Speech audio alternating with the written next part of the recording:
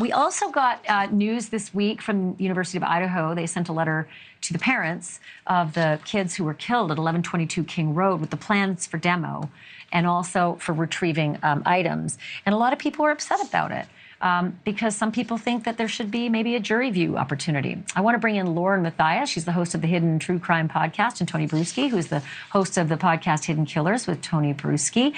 This is Viewer Theories, guys. And so the very first theory I want to throw to is Gina Feddersen from St. Thomas in the Virgin Islands, who wants to have a comment about what I just mentioned. So take a look.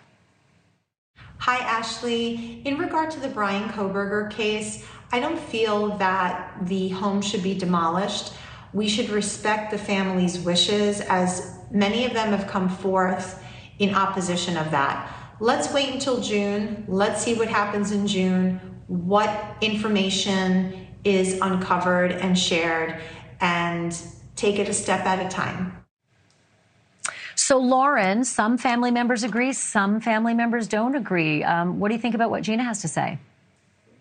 I think she makes a solid point. I mean, why not wait maybe until the trial? At the same time, though, I think there are so many students that would like to move on, and the idea of perhaps a memorial garden or something that could bring a little bit more peace to the campus might be a good thing for the students.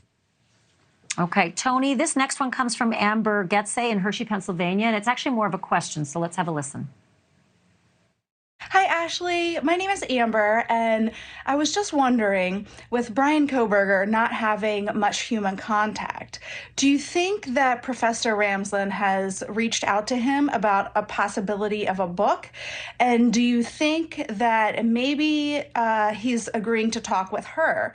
Or do you think maybe he's just waiting, or she's waiting until after the trial, so no information hurts him before then?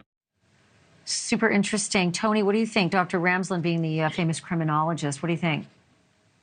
There could be the possibility of the book, but I would imagine at this point, if there is that in existence, that's going to get shut down very quickly, or any proceeds of that book going to the direction of any sort of victims or things of that nature once this gets settled. But there will inevitably be many books about this case at the end of the day.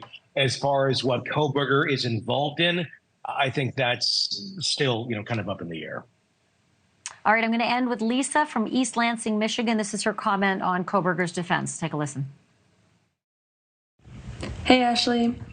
I think Bryan will try and explain away any DNA evidence by saying he was previously in the house for a party, but he'll never admit guilt even if it becomes completely obvious he did it.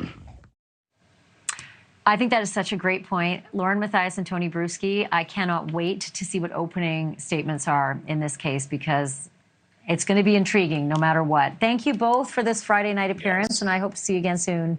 Thank you for watching. Go to newsnationnow.com to find NewsNation on your television provider, and don't forget to click the red subscribe button below to get more of NewsNation's fact-driven, unbiased coverage.